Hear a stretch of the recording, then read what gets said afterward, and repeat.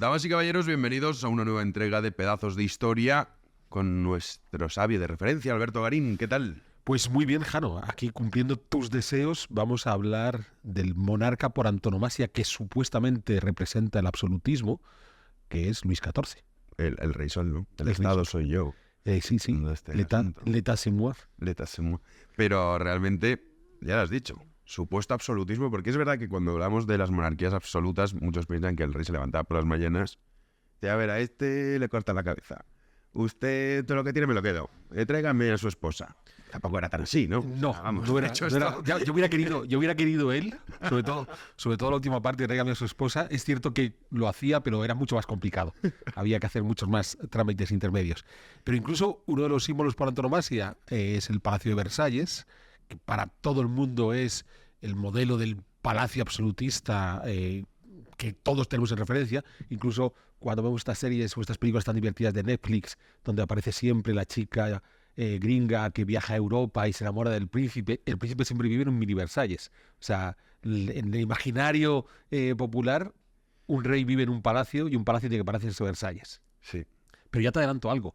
El Versalles que nosotros conocemos hoy está tan ordenadito, tan bonito, tan regular, tan armónico, porque fue ampliamente no reconstruido, sino terminado en tiempos de Luis Felipe, este monarca de los años 1830-1848, que lo colocó tal cual tenía que salir para que quedara bonito en las fotografías, pensando en los manuales de historia del arte. Entonces el Palacio de Versalles que conoció Luis XIV era bastante más asimétrico y bastante más desordenado que el que tenemos nosotros hoy ocasión de visitar, porque entre las magias que tienen los franceses para vender su patrimonio es que lo han dejado todo muy ordenadito, todo muy arregladito, para que cuando lo miramos nosotros hoy, y no solamente Versalles, o sea, si pensamos en el Chambord de Francisco I, el propio Fontainebleau de Francisco I, son palacios terminados en el siglo XIX. Claro, esto es muy divertido porque imaginémonos que nosotros agarráramos hoy el Escorial y decidiéramos que, bueno, hay dos laterales que tienen los pabellones del 18, pero queremos que esté perfectamente cerrado y que en 1950 nos pusiéramos a hacer otros dos pabellones para que los visitantes, cuando lleguen, digan, oye, pues qué armonioso esto. Qué armonioso, qué bien lo pensó Felipe II y demás. Pues eso es lo que hacen los franceses. Los franceses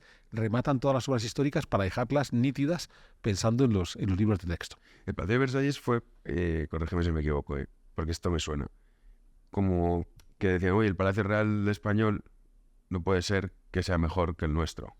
Y fue como una especie de rivalidad y por eso mandaron construir Versalles. En realidad sí, hay parte de eso, porque lo que va a ocurrir en el Palacio Real de Versalles es que existía un pabellón de caza previo, construido por el padre Luis XIV, por Luis XIII, en ladrillo. Esto invito a nuestros espectadores a que echen un vistazo a cualquier imagen de la fachada principal de Versalles. Y ese corazoncito, el pabellón de caza de Luis XIII, está hecho en ladrillo, en un sitio donde todo se construye en piedra, y lo hacen en ladrillo porque están imitando a los palacios madrileños. O sea, en el momento que gobierna Luis XIII, el gran referente es el monarca que vive en Madrid. El monarca que vive en Madrid vive en palacios de ladrillo, porque en Madrid se construye en ladrillo, no porque sea una monarquía pobre.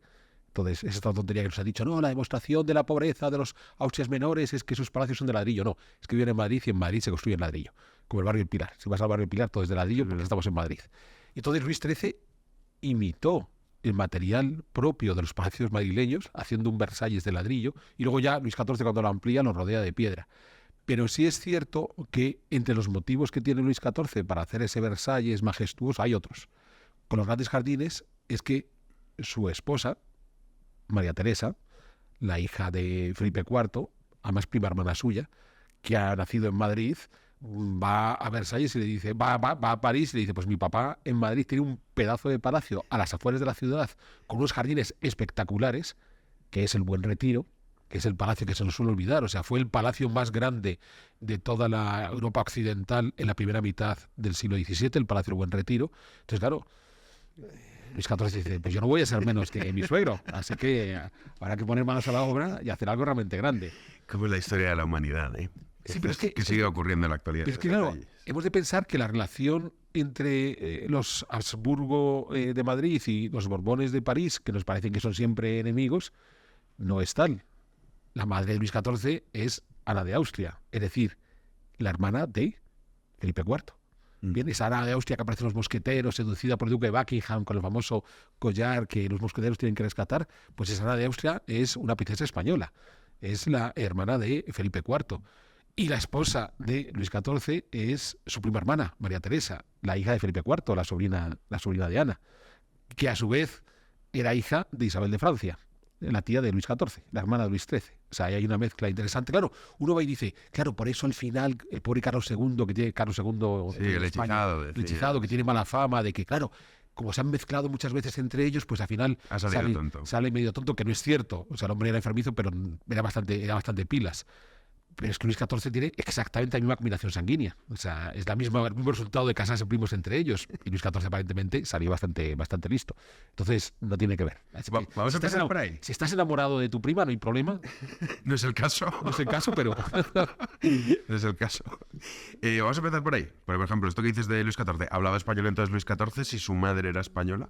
Sí, sabemos que habla español cuando se firma la paz de los Pirineos y se reúne con su tío y suegro Felipe IV en la isla de los Faisanes, en el Bidasoa. De partida utiliza al cardenal Mazarino como intérprete, pero solo de partida. Pensamos que hay un momento que hacen una parte y están varias horas hablando entre ellos. Claro, están hablando Felipe IV, que ha llevado a su hija María Teresa, Ana de Austria, que es la regente de Francia, con su hijo Luis XIV, hacen una parte y sabemos que hablan español. Pero es que una de las novelas favoritas de Luis XIV era La Galatea, de Cervantes. Entonces, bueno, sí que tiene, posiblemente por influencia de su madre. Ojo, que su nieto, Felipe d'Anjou, futuro Felipe V de España, una de sus lecturas favoritas cuando es adolescente fue El Quijote. Es cierto que sabemos que lo leyó inicialmente en francés y ya después tuvo ocasión de enfrentarse a la versión en español. Pero para que veáis el peso que tenía Cervantes en la corte francesa, más allá de que nos quieran hacer estas rupturas tan brutales. Pero bueno, si te parece, Jaro, vamos al comienzo con nuestro Luis XIV. Sí, vamos a ¿Vale? empezar. Ya hemos marcado de dónde viene este hombre. No, pero eso ya es muy interesante, seguro que mucha gente lo desconocía. Entonces, hay un problema en la historia de la monarquía francesa durante la segunda mitad del XVI, las guerras de religión, donde los protestantes hugonotes, que son minoría, a pesar de todo, se enfrentan duramente con la mayoría católica francesa. Esas guerras de religión son brutales, absolutamente brutales. También la historia de Francia tiene la magia de ocultar uno de los hechos más violentos que han tenido en esa historia, que son esas guerras de religión, en concreto esa triste noche de San Bartolomé, cuando pasaron a cuchillo a miles de protestantes en París y otras ciudades. Eso había desestabilizado el poder de los reyes de Francia. Al final estas guerras terminan cuando se extingue la familia de los Valois, todos los hijos de Enrique II, que son incapaces de tener hijos legítimos. Entonces es una línea menor de los Capeto, en este caso la de los Borbones, encarnada por el rey de Navarra, Enrique IV, que a su vez se ha casado con una hija de Enrique II, con la famosa reina Margot. Pues bueno, Enrique IV es el que llega al poder, trata de reorganizar el país, no le da tiempo porque se lo cargan antes, pero antes de morir ha dejado un hijo pequeño, Luis XIII, que se ha quedado a la sombra de su madre, en este caso María de Médici. María de Médici, que gobierna en Francia como regente de su hijo Luis XIII, al tiempo que en España gobierna Felipe III, y este nombre es importante que lo retengamos. Estoy seguro que, Jaro, si yo te pregunto qué sabemos de Felipe III, dirás, pues un Austria menor, un tipo que Sí, a ver, es es su que padre poca cosa. Felipe II. Pues es interesante pensar que tuvieron, durante los años que coinciden en ese gobierno, Felipe III y María de Médici, el mismo tipo de política, sorprendente para la época, que era establecer la paz en la Europa occidental. Entonces son las dos grandes potencias que dominan la cristiandad occidental y ellos consideran que la mejor forma de que progresen es creando la paz. Y Felipe III firma la paz con todo el mundo. La firma con Inglaterra, la firma con Francia, la firma con los Países Bajos.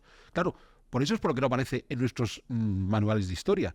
Y o aparece como un rey menor. Porque en lugar de estar peleándose todo el día, haciendo guerras, claro, él tiene que declarar una bancarrota a comienzo de su reinado para pagar las deudas de su padre, de Felipe II. Y se acabó. Ya no va a volver a tener bancarrotas.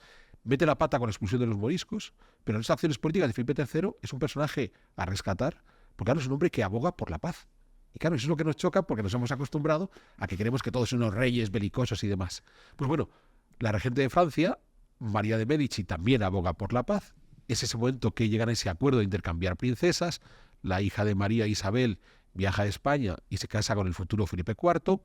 La hija de Felipe III, Ana de Austria, viaja a Francia y se va a casar con Luis XIII de Francia, en ese intercambio que se hace en la isla de los Faisanes, esa singular isla que hasta hoy sigue siendo un condominio entre Francia y España, en el río Bidasoa. Pero en Francia hay un giro político. María de Médici confía plenamente en un cardenal que encuentra que es especialmente inteligente, el cardenal de Richelieu, y Richelieu consigue por fin quitarse de encima a María de Médici, la reina morirá en el exilio, tomar el control del reino, y Richelieu lanza una política de centralización del poder en torno al monarca. Entonces, ese modelo de monarca absoluto, en el caso de Francia, es algo que no va a ser Luis XIV quien lo ponga en marcha, sino que va a ser Richelieu. Tampoco es sorprendente. Estamos en la onda de los tiempos. Hemos de pensar que abogar por la monarquía absoluta en Francia ya había habido un gran teórico, Juan Bodino, Jean Bodin, que había escrito un gran tratado sobre la necesidad de que el mejor gobierno es aquel que está centralizado en la figura del rey. Y estamos hablando de la segunda mitad del siglo XVI. Pero es que en esos comienzos del siglo XVII, aparte de encontrarnos con un Richelieu que trata de centralizar el poder en torno al monarca, en Inglaterra también están teniendo un viaje hacia ese monarca absoluto en la figura de Carlos I. En este caso, con otro teórico, que es Thomas Hobbes, el famoso autor del Leviatán, que también aboga por esa centralización del Estado. En el caso de monarquía hispánica, el proceso es más complejo, aunque un poco después, unos años después, el conde duque de Olivares lo intentará con el famoso Tratado de Armas, cuando trata de homogeneizar la legislación de las diferentes coronas hispanas. O sea que estamos en la sintonía de los tiempos. Solo que a Richelieu le salió mejor que a los demás. A Carlos I le fue muy mal, porque perdió la cabeza. Bien. Felipe IV tampoco le fue muy bien con su unión de armas, porque al final se le sublevaron parte de sus reinos y es el motivo de la independencia de Portugal. Pero Richelieu sí lo consiguió. Y lo va a conseguir utilizando una estratagema muy interesante. Richelieu lo que quiere hacer es ir eliminando todos los contrapesos que tenía el monarca, de partida aquellos vinculados a la nobleza. Y entonces lo que quiere hacer es reducir los derechos de los señores. Hay uno que es muy conocido. Richelieu fue capaz de desmontar el sistema de aduanas internas. Entonces, claro, tú querías vender un producto que producías en Marsella y lo tenías que llevar a París, tenías que ir cruzando las tierras de los diferentes señores y cada señor, cuando cruzabas por sus tierras, te exigía un pago. Con lo cual, el producto final se encarecía, podía ser el doble de lo que era al comienzo. Y uno dirá, qué gente tan abusiva, ¿no? Qué malvados estos señores. Bueno, en ¿no? España también había ese tipo de adultos. Sí, pero quiero decir que qué malvados esos señores. Claro, cuando uno piensa que el combustible que pagamos tiene una tasa de impuestos del 50-60% del precio, dices, oye, que estamos exactamente igual. O sea, que uno va a criticar a los señores feudales por este abusivez que tenían sobre sus propios súbditos a los que les tasaban absolutamente todo, y piensa, oye, que tenía una tasa fiscal como la nuestra, y en algunos casos más bajo, pero actualmente tenemos, y estamos encantados nosotros, ¿eh? O sea, nadie tiene ninguna duda de que hay que pagar el 50% de la gasolina en impuestos, para que tengamos una referencia. Pues bien, ¿qué les va a dar a cambio? Porque claro, si Richelieu está quitando privilegios como las aduanas internas, ¿qué les da a cambio? Pues Richelieu es el hombre que va a entender que una forma de mantener fiel al súbdito y que te apoye es llevarlo a la guerra. Todos estos señores les invita a que sean los capitanes de los ejércitos que va a lanzar a las guerras fuera de Francia, que se vayan a hacer ricos fuera de Francia. Mira, chico, yo te quito esta gabela, te quito este impuesto, pero a cambio te permito que te vayas a enriquecer a base de saquear allá en los Países Bajos, en el Valle del Rin, en el norte de Italia o cruzando los Pirineos en la península ibérica. Entonces, se va a involucrar en la guerra de los 30 años, esa guerra en principio que se vive en el Imperio, donde el emperador católico Habsburgo, apoyado por los Habsburgo de Madrid, pelean contra los protestantes que están en Alemania, y entonces el muy católico cardenal Richelieu decide apoyar a los muy protestantes de Alemania. Se involucra en esa guerra y eso va a ser una de las estratagemas que va a utilizar Richelieu para ir limando derechos a los señores a cambio de darles privilegios en el campo de batalla. Interesantísimo el gesto de Richelieu porque lo conocemos hasta hoy. ¿Quieres mantener vivas a las tropas? Enciende los conflictos. En la actualidad ya no nos vamos a guerrear contra los franceses, pero nos inventamos a diario, tú en Libertad lo cuentas cada día, la cantidad de conflictos que se inventan los que dirigen el país para así tener a las tropas animadas y que no les importe seguir perdiendo derechos si a cambio te permiten combatir contra el enemigo. Pues esto es Richelieu en estado puro. Pues bueno, ese modelo es el que Richelieu quiere mantener, pero claro, el hombre no es eterno y cuando sabe que se va a morir, busca quien le pueda suceder en esa política. Richelieu muere en 1642, para entonces ya ha nacido Luis XIV, tiene cuatro años, y nombra a su principal discípulo, otro religioso de origen italiano, el cardenal Mazarino. Entonces, muerto Richelieu, se queda a cargo del gobierno de Francia, de un Luis XIII que no se involucra mucho en estas cuestiones de Estado, se queda el cardenal Mazarino. Es muy curioso porque muy poco después se muere Luis XIII Y entonces será Mazarino quien tenga que seguir adelante con ese gobierno del rey niño, de Luis XIV, y con él la reina madre de Luis XIV, Ana de Austria, que se convierte en corregente junto a Mazarino. Y es muy curioso porque uno puede pensar, ¿por qué era tan pequeñito Luis XIV cuando se muere su padre? ¿Ha tenido otros hermanos que se han muerto por el camino? Pues no. En aquel pacto que habían hecho Felipe III de España y María de Médici, intercambiando princesas, cuando llega Ana de Austria a la corte de París, María de Médici quiere seguir gobernando y margina a Ana de Austria. Y entonces la pobre Ana de Austria va a tener una pésima relación con su marido Luis XIII durante años, durante prácticamente 2 décadas. Y solo es cuando ya María de Médici ha quedado completamente marginada de la corte, se ha obligado a ser exiliada, cuando puede juntarse Ana de Austria con Luis XIII, y entonces cuando van a nacer sus 2 hijos, Luis XIV y su hermano pequeño. Por eso es por lo que cuando se muere Richelieu, y poco después, al año siguiente, se muere Luis XIII, tenemos un rey niño, Luis XIV, y con él tenemos a su madre, Ana de Austria y a Mazarino.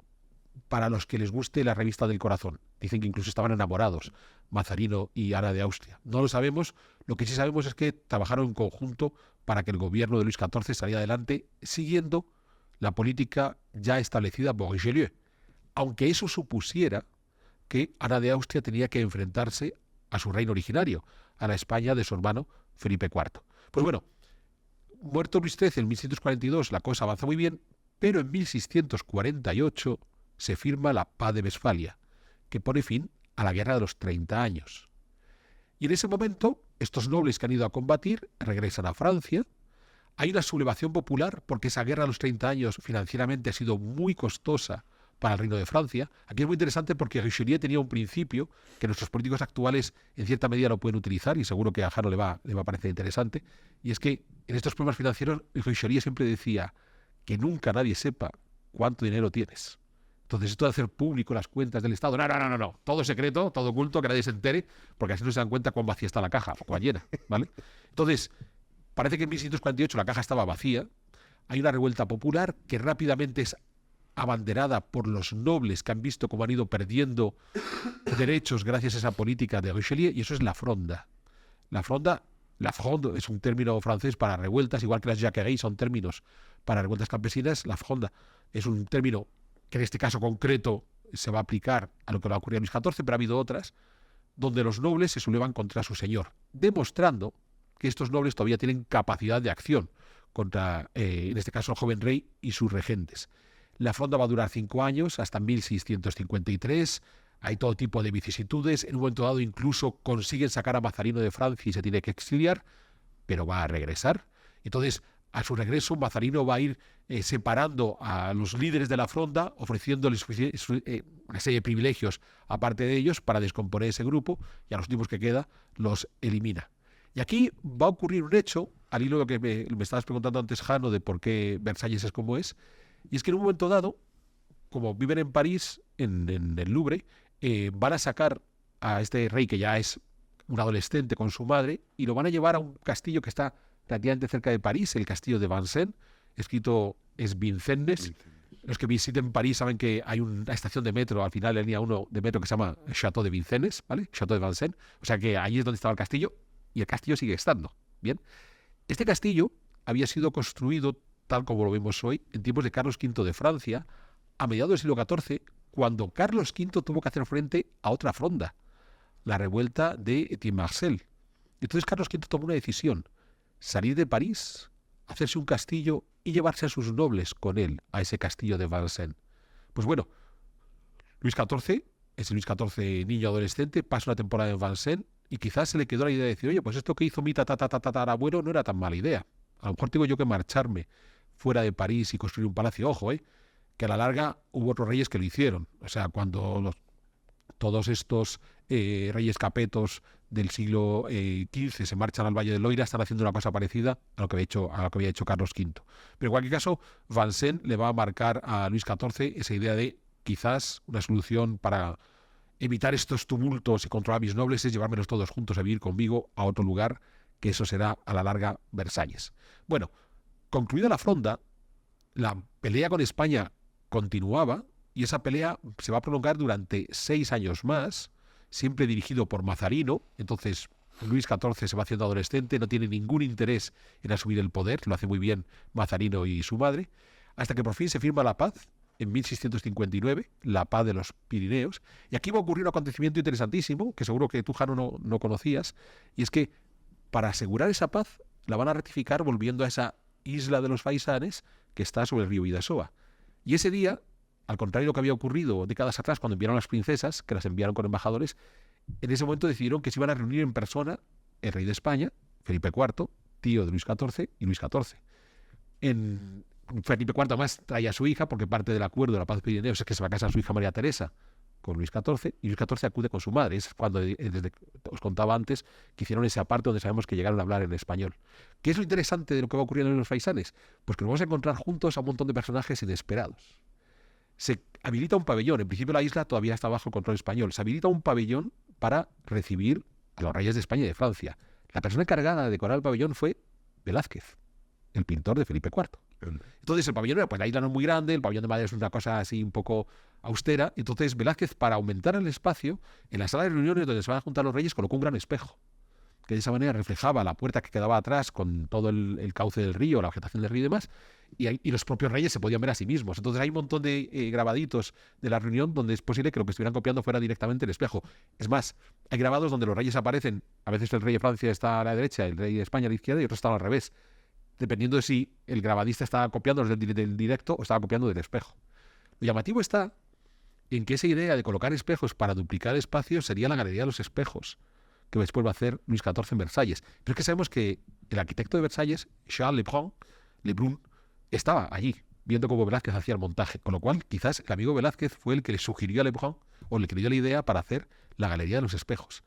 Pero voy más lejos, y esto seguro que también le va a gustar a Jano, y es que Luis XIV se hizo acompañar por su guardia personal que le protegía. ¿Sabes quién dirigía la guardia personal de Luis XIV en ese momento?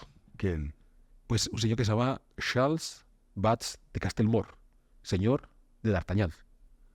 Entonces, D'Artagnan ese día acompañaba a Luis XIV. Y es posible que en las imágenes que tenemos de la parada militar, uno de los jefes militares franceses sea D'Artagnan. Sí, D'Artagnan, el de los tres mosqueteros. Lo que pasa es que Alejandro Dumas rehizo la figura de D'Artagnan. Con lo cual, imagínate, tenemos en la misma... Estaba viendo aquí los grabaditos que comentabas de la reunión entre Luis XIV y Felipe IV. Ciertamente sí, ahí se ve el espejo. Ahí está. Entonces, interesantísimo ese día. No, lo podemos poner, ¿no?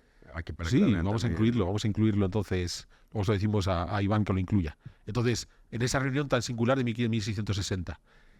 Sabemos que al final de la reunión, cuando ya se retiran las comitivas, hay dos últimas reuniones muy personales. Una, Felipe IV se despide de su hermana Ana de Austria.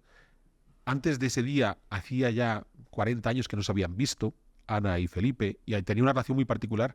Ana era mayor que Felipe, y cuando Felipe era niño, Ana cuidó de él. Entonces se intercambiaron muchas cartas durante toda su vida, pero esa fue la última vez que se vieron, y entonces la despedida entre ellos fue muy emotiva. Y la segunda fue que Felipe IV le habló a solas en el último minuto con Mazarino diciéndole: espero que la paz que hayamos firmado aquí sea para siempre, o sea, que aquí por fin con esto acabemos todos los líos. Entonces Mazarino en efecto se comprometió a que así fuera. Solo un pequeño problema, y es que la mayor parte de los que estaban allí sentados se van a morir en muy poco tiempo. Entonces, el propio Velázquez se va a morir a las pocas semanas de regresar de esta reunión de la isla de los Faisanes, posiblemente enfermo y en parte agravado por el agotamiento de haber hecho toda la operación. Mazarino se va a morir al año siguiente. El propio Felipe IV morirá muy poco tiempo después. Y eso va a provocar que, muerto Mazarino en 1661, muerto Felipe IV en 1664, Luis XIV decida reemprender las acciones militares contra España. Y es de las primeras guerras que va a llevar Luis XIV, porque a partir de ese momento, tras la muerte de Felipe IV, Luis XIV prácticamente va a estar en guerra cada año hasta el día de su muerte.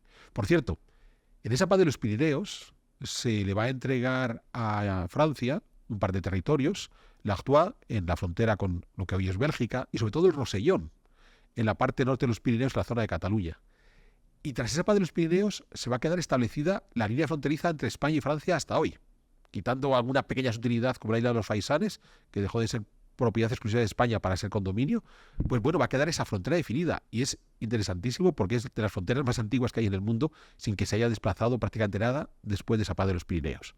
Pues bien, como decía, muerto Mazarino, un Luis XIV veinteañero, o sea, Luis XIV se tomó su tiempo para decidir que iba a gobernar, comienza a lanzar toda esa serie de campañas bélicas, sigue por tanto la política de Mazarino que seguía la de Richelieu, mantener entretenidos a tus nobles haciendo un montón de batallas. En las primeras incluso él participa en persona y además lanza la construcción del nuevo Palacio de Versalles. Aquel pabellón de caza de ladrillo que había hecho su padre Luis XIII, Luis XIV decide ampliarlo. Va a tardar 20 años hasta que la corte se traslade definitivamente a Versalles, pero bueno, es que el palacio realmente le ha quedado muy grande.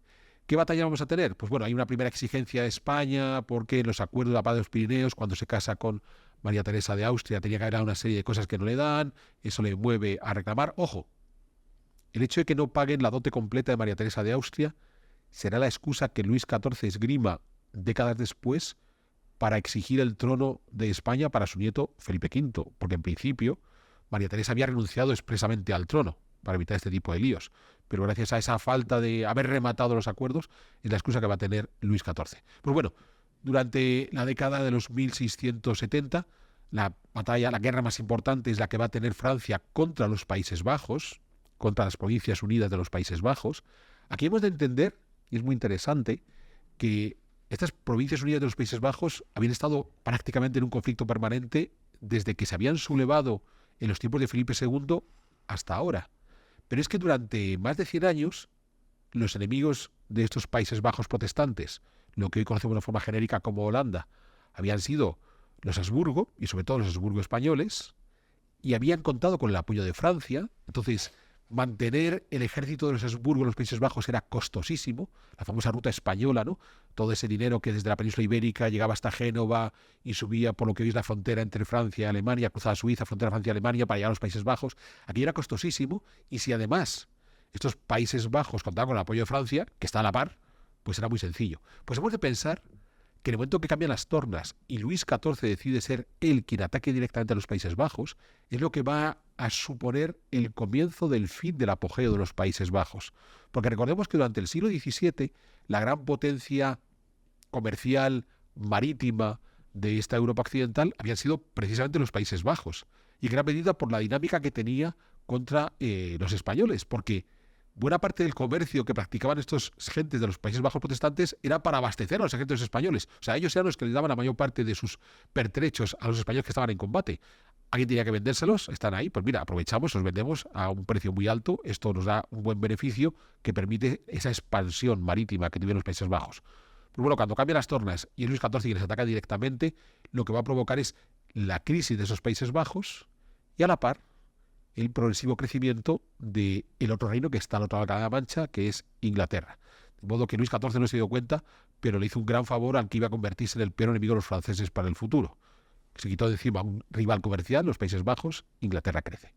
Ese conflicto se acaba con la Paz de Nimega de 1678, y a partir de ahí, aunque va a haber otros conflictos menores, entramos en lo que podemos llamar la gran década de Luis XIV, que era de los 1680. Entonces, para que cuando hablamos de absolutismo, ¿a qué nos referimos, Jano? Pues nos referimos esencialmente a lo que va a suceder en esta década de los 1680. Primero, va a trasladar en 1682, por fin traslada toda la corte a Versalles, y ese día se llevan los nobles con él. Aquellos nobles que se le habían sublevado 25 años atrás en la fronda, que aún le estaban tocando las narices, decide llevárselos con él y controlarlos de cerca. Ojo, no es que les elimine más derechos señoriales. Es curioso porque Luis XIV no hizo un recorte de derechos como ya podía haber hecho Richelieu. Sencillamente se los llevó con él y de esa manera la cercanía los podía controlar mejor. Bien.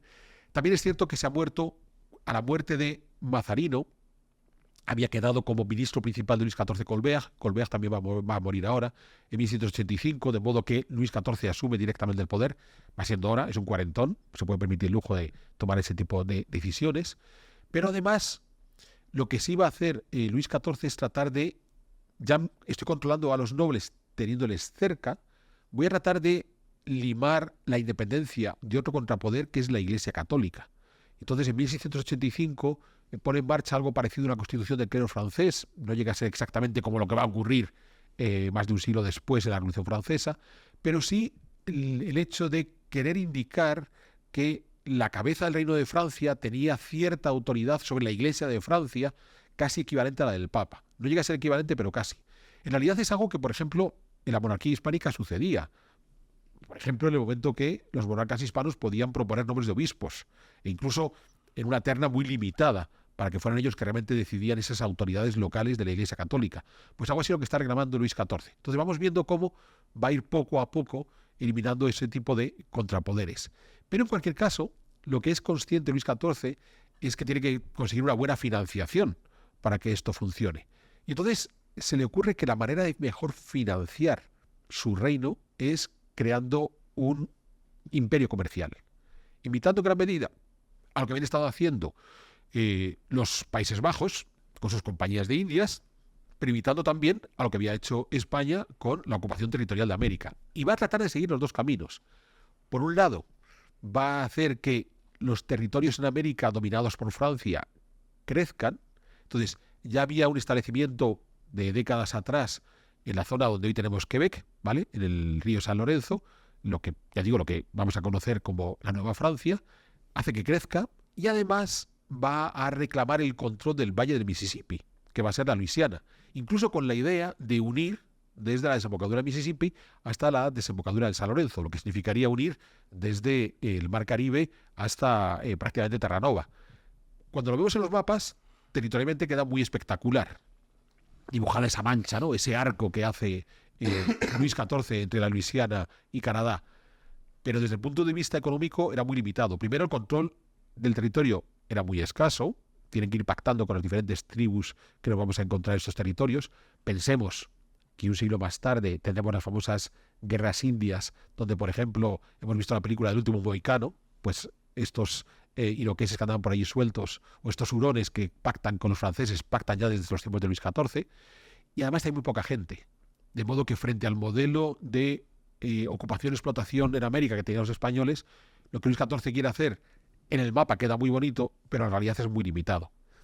La otra opción, y esta también se va a lanzar ahora en estos tiempos, esta década de los 1670-80, es generar una auténtica compañía de indias que viaje hacia la India. Entonces hay que contornear África y llegar hasta esos puestos de la India. Ya desde antes los franceses habían querido ir estableciendo puestos comerciales en la India. En 1677, por tanto con Luis XIV, ocupan el Senegal para tener una parada en ese contorneo de África y van a ir generando nuevos puestos comerciales en la India. Tampoco va a funcionar. Entonces, son los dos frentes que abre Luis XIV para financiar todo este programa absolutista que tiene en su cabeza, ese Estado soy yo, pero como le falta financiación, al final va a ser un problema. Entonces, ¿qué hay que hacer? Pues hay que volver a la guerra. Hay que volver a la guerra para que consigamos que una guerra que además se va a extender, una de las primeras guerras mundiales que vamos a encontrar, que es la llamada Guerra de los 9 años, que va a finalizar en 1697 y donde se va a pelear Luis XIV con todo el mundo. Se va a pelear contra los ingleses, contra los Países Bajos, contra el Imperio, contra los Habsburgo de Madrid. Va a haber guerras en el propio Norteamérica, en estos nuevos territorios que están ocupando los franceses y los territorios previos que tienen los ingleses, con los pieles rojas aliados de unos y de otros. Entonces, la guerra se va a extender por todas partes y va a ser una guerra larguísima, 9 años, al final de la cual queremos seguir mejorando pedazos de historia en nuestro canal Big One Media. Y para eso necesitamos todo vuestro apoyo en nuestro club de socios. De modo que únete a nosotros y así estamos seguros de poder seguir ofreciéndote programas de calidad y además, en algunas de nuestras categorías de socios, nos puedes compartir tus inquietudes en historia y si somos capaces, trataremos de resolvértela. De modo que mira en la descripción de este programa y allí tendrás el link que te va a llevar a esa posibilidad de convertirte en uno de nuestros socios y con ello ayudarnos a seguir mejorando nuestros programas. Lo único que va a conseguir Luis XIV es la ciudad de Estrasburgo.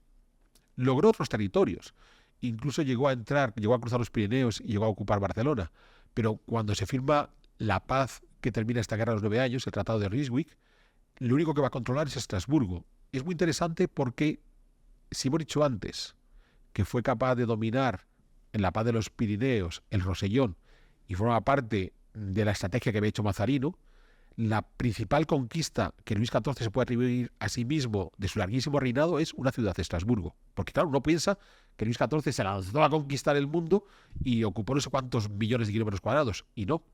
El resultado de las operaciones bélicas de Luis XIV fue bastante limitado. para que veáis qué bien nos han vendido al producto, que le tenemos como un tipo fantástico, maravilloso, y en realidad eso va a ser todo. ¿Por qué firman la paz en 1697? Porque las cajas de financiación empiezan a estar vacías, porque están agotados después de tantos años, pero sobre todo, porque el rey de España, que mencionábamos antes contigo, Jano, nuestro Carlos II, está en un momento en el que cada vez está más enfermo, no ha conseguido tener hijos, y entonces de repente, ¿quién puede tener el derecho a suceder a Carlos II en el trono de España? Entonces, para no complicarnos la vida, tienen derecho a sucederle, dado que él no tiene hijos, los herederos inmediatos que puede tener serían sus sobrinos. Entonces, hay dos hermanas de Carlos II, una, ya la hemos mencionado, María Teresa de Austria, que en este caso es medio hermana, que está casada con Luis XIV. Entonces, claro, los hijos de Luis XIV, los nietos de Luis XIV, los hijos de Luis XIV son sobrinos de Carlos II, los nietos son sobrinos nietos de Carlos II. Ellos tienen derecho, porque son sobrinos de Carlos II. Hay otra hermana, que esta es hermana a tiempo completo, que es Margarita. Margarita de Austria la conocemos todos porque es la niña de las Meninas. Entonces, la niña rubita que aparece en las Meninas es Margarita de Austria, que se había casado con su primo, el emperador, Leopoldo I. Entonces, los hijos de Margarita o los nietos de Margarita también tienen derecho, por ser sobrinos o sobrinos nietos de Carlos II, a la corona. Es decir, por los dos lados de sus dos hermanas tienen la misma relación de parentesco con Carlos II. O sea, es tan sobrino nieto el nieto de Luis XIV como el nieto de Leopoldo I. De partida se consigue un candidato de consenso, que va a ser José Fernando de Baviera. Es un niño, es un hijo de María, hija a su vez de Margarita. Entonces, las potencias europeas dicen, está bien, este muchachito, que hasta ahora lo más que podía aspirar era ser señor en Baviera, le podemos permitir que se convierta en rey de España. Es un niño pequeñito, tiene 5 o 6 años, es la gran esperanza blanca para el reino de España. Pero es cierto que van a empezar a firmar una serie de tratados, los famosos tratados de partición, donde, bueno, dejamos que José Fernando, cuando se muera Carlos II, sea rey de España, pero a cambio los demás, pues yo me quedo con esto, me quedo con esto. Entonces cada uno va pidiendo un pedacito de los reinos de España. Luis XIV, por ejemplo, quería quedarse con Guipúzcoa. Bien, quería cruzar la frontera de los Pirineos a la otra vertiente. Pero José Fernando de Baviera se murió. Con lo cual, en 1699, vuelve a empezar todo el lío de a quién le puede dejar la corona Carlos II. Carlos II, esto de los tratados de partición no le convencía absolutamente nada. O sea, ¿cómo que me voy a morir y a mi heredero le vais a dejar la mitad del reino? A ver, no. O sea, yo me muero y a quien yo designe se queda con todo el reino. Entonces Carlos II, mostrando que no era nada tonto, decidió optar por el nieto de Luis XIV, por Felipe d'Anjou, porque más allá de que Luis XIV hubiera firmado un tratado de partición donde supuestamente si su nieto iba a ser el rey de España, pues los alemanes tenían que llevarse algún cacho de España, sabía que Luis XIV iba a poner ese cabezón y no iba a consentirlo. Por eso es por lo que al final Carlos II designa como su heredero a un nieto de Luis XIV, a Felipe d'Anjou, futuro Felipe V. Entonces, pensemos, Luis XIV tiene un hijo, que se llama Luis, el Gran Delfín, ¿vale? Y el Gran Delfín tiene varios hijos, entre ellos otro hijo que se llama Luis, el pequeño Delfín, luego hay otros dos hermanos, entonces uno de ellos es Felipe d'Anjou, y luego está el duque de Berry. Bueno, pues ya está. La cosa está muy bien. Además, Luis XIV, en ese 1699, digamos que puede sacar de su línea de sucesión a uno de sus nietos, porque tiene un hijo, el Gran Delfín, tiene un nieto, el pequeño Delfín, tiene otro nieto más, el duque de Berry, pero es que el pequeño Delfín ya ha empezado a tener hijos. Estamos bien. O sea, Luis XIV tiene herederos más que de sobra para poder enviar a uno de ellos a España. Pues bueno, en 1700, muerto Carlos II, Felipe d'Anjou llega a España, convertido en Felipe V. Es muy curioso, porque no sé si os habéis dado cuenta, cuando habéis visto retratos de Felipe V, Borbón, por tanto, hijo de Gran Delfín, nieto de Luis XIV, que Felipe V tiene el famoso prognatismo de las Austrias. Esa cosa que no pueden encajar bien la barbilla de abajo con la barbilla de arriba. Porque aparte de ser hijo de nieto de Luis XIV, es nieto de María Teresa de Austria. O sea, tiene sangre Habsburgo en sus venas. Y en la corte de Versalles, cuando era niño, le conocían como el austriaco, porque era el que más se parecía a la abuela de todos. O sea, que cuando llegó aquí, supongo que si los malagueños lo vieron pasear por la calle y dijeron, pues se parece mucho que se ha muerto, ¿eh? O sea, no verás tú que hay mucha diferencia. En esa famosa historia de que hay una ruptura entre los Austrias y los Borbones brutal, no. Cuando llega Felipe V a España, entiende perfectamente dónde está llegando y se ajusta muy rápidamente. Es más, hay una reivindicación que yo tengo, uno de los cuadros más famosos de Carlos II, el mal llamado Hechizado, es cuando él está rezando frente a la Eucaristía en el retablo de la sacristía de Escorial. los Habsburgo españoles, ultracatólicos, retrógrados, bla, bla, bla, bla. Hay otro cuadro en el Escorial de Felipe V, rezando también frente a la Eucaristía, pero está colgado en una escalera.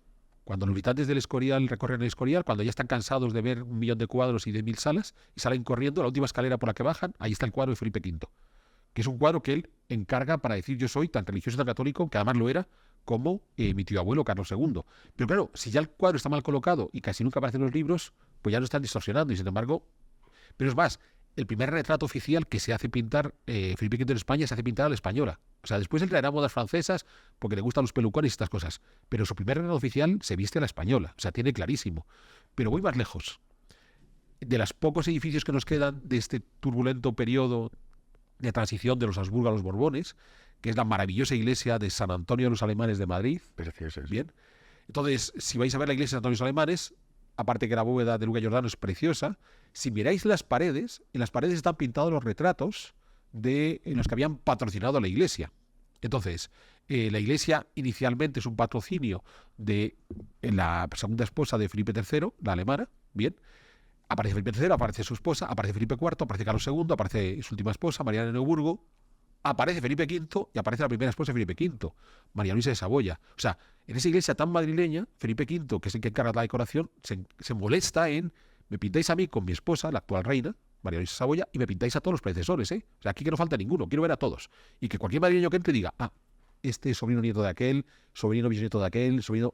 Lo tiene clarísimo. Podéis ir a ver San Antonio de los Alemanes, maravillosa iglesia, y descubrir. Claro, esto que estoy contando, dicen, ¿y por qué en los libros nunca me han sacado el cuadro de Felipe V rezando frente a la Eucaristía? ¿Por qué no me han contado que en San Antonio de los Alemanes aparecen juntos los Austrias y los Borbones? Pues yo qué sé. Preguntad a los que hacen los libros por qué han decidido tergiversar la historia, pero está ahí. De ahí va corriendo Jano a buscar las imágenes. Es que quiero ver el cuadro que dices. Bien. Entonces, es Felipe V orando. Está Felipe V, está su esposa, está el niño pequeño, está Luis, el que se morirá, Luis I. Pues bueno, cuando Felipe V se convierte en rey de España, inicialmente las potencias europeas lo aceptan unos pocos meses y después comienza la guerra. Va a ser la guerra de sucesión y curiosamente va a ser la principal victoria de Luis XIV. Retengamos esta idea. Hemos ido contando un montón de batallas previas, las grandes guerras y las pequeñas que no las hemos citado. Hemos visto que un día consiguió el Rosellón, obra de Mazarino, otro día consiguió Estrasburgo, pero el principal éxito de Luis XIV, el más importante de todos, fue lograr que su nieto Felipe V se convirtiera en rey de España, instalar la dinastía de los Borbones en España, que permanece hasta hoy. Ese es el principal éxito de Luis XIV, que el actual rey de España sigue siendo un Borbón. Muy llamativo, porque posiblemente es lo que menos espera uno cuando habla de la figura de Luis XIV. Si hablamos lista de éxitos de Luis XIV, pues en esa lista de éxitos casi la única que le queda es que los Borbones siguen gobernando en España.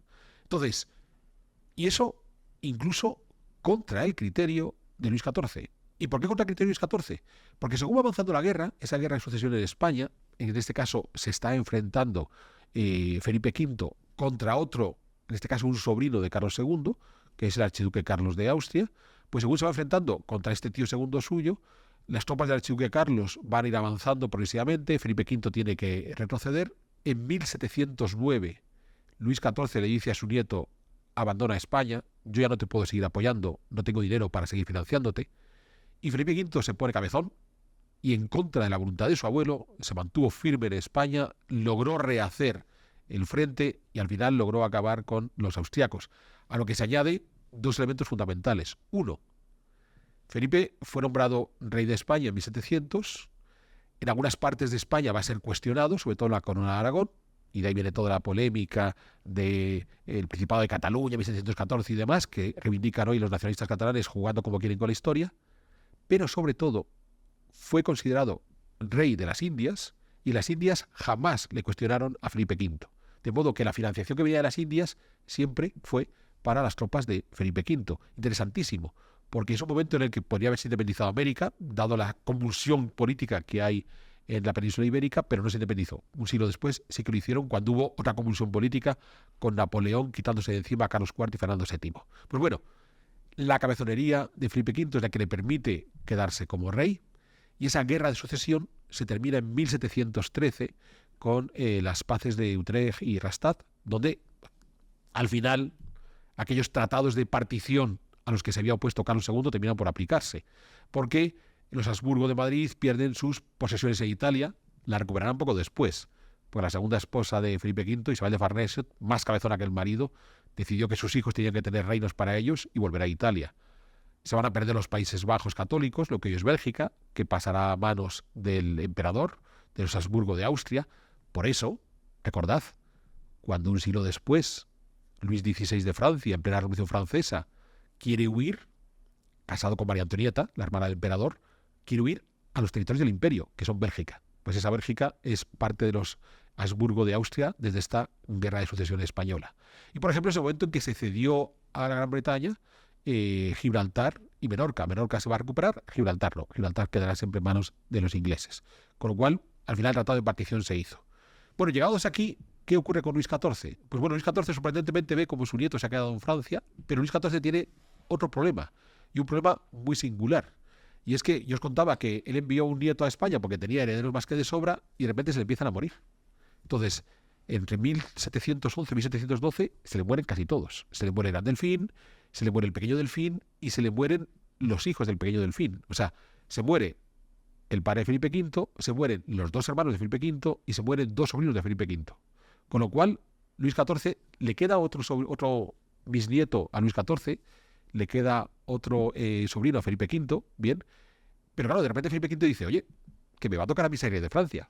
Entonces, claro, Luis XIV piensa, ostras, menudo lío voy a tener. Entonces, vamos a ver, que es otra de las cosas que se firma en la paz de Utrecht y Rastatt. Que Felipe V diga que no va a volver a Francia, porque de repente Luis XIV se ha quedado sin herederos y solo se salva uno de los hijos del Pequeño Delfín, el que será el futuro Luis XV, ¿vale? Es decir, bisnieto de Luis XIV. Claro, Luis XIV reinó tantos años, Luis XIV reinó de 70 y tantos años que se iban muriendo. Pero claro, se murieron todos de golpe. La familia del Pequeño Delfín y sus hijos y su esposa, que era también otra de las princesas de Saboya, la hermana de María Luisa de Saboya, se mueren de una viruela. La forma que tenían de combatir la viruela estos brutos de aquella época era sangrando al personal. Entonces, claro, los sangraban, los debilitaban y se morían. Y se va a salvar el pequeño Luis, el futuro Luis XV, porque la gobernanta, la que cuidaba de los niños pequeños, Françoise de la Motte, sí, es Françoise de la Motte, porque la madre era Luis de la Motte, se lo llevó. O sea, cuando ve que están sangrando están sangrando a los padres, están sangrando a los niños y se va muriendo uno tras otro, agarra al niño y se lo lleva. Y dice, no, dejo a estos y estos matasanos se lo cargan. Y le salvó. Claro, como Luis XV desde pequeñito se queda huérfano en esta matacinca que hacen los médicos sangrando a todo el personal, para él su gobernanta, la Motte, va a ser su mamá de siempre. Muy simpático porque ya la mamá de esta había sido la gobernanta del Gran Delfín, del Pequeño Delfín, y cuando vayan llegando los hijos de Luis XV siempre será ella quien va a cuidar. Hay un cuadro precioso donde está esta señora de la Motte con Luis XIV, el Gran Delfín, el Pequeño Delfín y todos los niños, ¿vale? Es una mujer de la que no se sabe mucho, pero que fue fundamental para que Luis XV... Claro, imaginaos que la Motte hubiera estado rápida y salva al pequeño Luis XV. Ahí sí que tenemos un lío con Felipe V volviendo a Francia diciendo, pues mira, sí que quiero ser rey de Francia. Al final me lo he pensado mejor y me regreso. Pues bueno, Luis XIV murió en 1715. Ya digo, balance de su gobierno. No fue un monarca tan absoluto como nos lo han contado. Sí trató de limitar el poder de los dos grandes estamentos privilegiados, la nobleza, llevándoselo a Versalles para controlarlo de cerca, pero sin quitarle sus derechos, o a la Iglesia, generando ese dominio del rey por encima de la Iglesia galicana, pero sin quitarle sus derechos. Entonces, como decía Jano al principio, ¿tenía capacidad Luis XIV de decir, pues que me corte la cabeza ese? No. ¿Vale? Sí es cierto que revocó el edicto de Nantes, lo que igual provocó la expulsión de los hugonotes de Francia en 1585, y quizás sea de las pocas partes donde, digamos, tuvo cierta capacidad de acción especialmente violenta, de quitarse encima a los protestantes. Pero quitando ese punto de los protestantes, al final siempre tenía que estar negociando permanentemente con unos y con otros. Y a pesar de las múltiples guerras que hizo y a pesar de las numerosas victorias militares que obtuvo, su principal conquista fue Estrasburgo, desde el punto de vista territorial, lo que permitió que los franceses tocaran el Valle del Rin, que era su sueño húmedo desde hacía siglos. Pero sobre todo, su mejor éxito es que logró colocar a uno de sus nietos como rey de España y la misma dinastía hasta la actualidad. En definitiva, ¿es Luis XIV el epítome de la monarquía absoluta? Él hubiera querido serlo. Bien, él hubiera querido llevar adelante ese programa que había aprendido con Richelieu y sobre todo con Mazarino desde niño, pero no lo consiguió. Luis XV irá recortando nuevos privilegios a los señores, pero muy poquitos. Luis XVI un poquito más. Quienes realmente acabaron con los privilegios de los señores y establecieron un gobierno centralizado y absolutista fue en la Revolución Francesa. Entonces, Robespierre fue mucho más absolutista que Luis XIV y Napoleón, por supuesto, fue muchísimo más absolutista que Luis XIV. Y sin duda, el señor Emmanuel Macron, que quizás dentro de unos días lo pierda, tiene muchísimo más poder sobre los franceses que Luis XIV, porque, insisto, para cruzar las aduanas de los bienes nobiliarios había que ir pagando aduana a aduana y ya podíamos buscar caminos alternativos para evitar la aduana. Los impuestos a la gasolina los pagamos todos y que se te ocurra no pagarlo. Pues sí, pues bueno, esta es la historia de Luis XIV, además el rey más longevo de la historia. Documentado sí, porque hay otros mitos, o sea, está el famoso faraón Pepi II, que sí reinó 90 años, pero realmente no lo sabemos.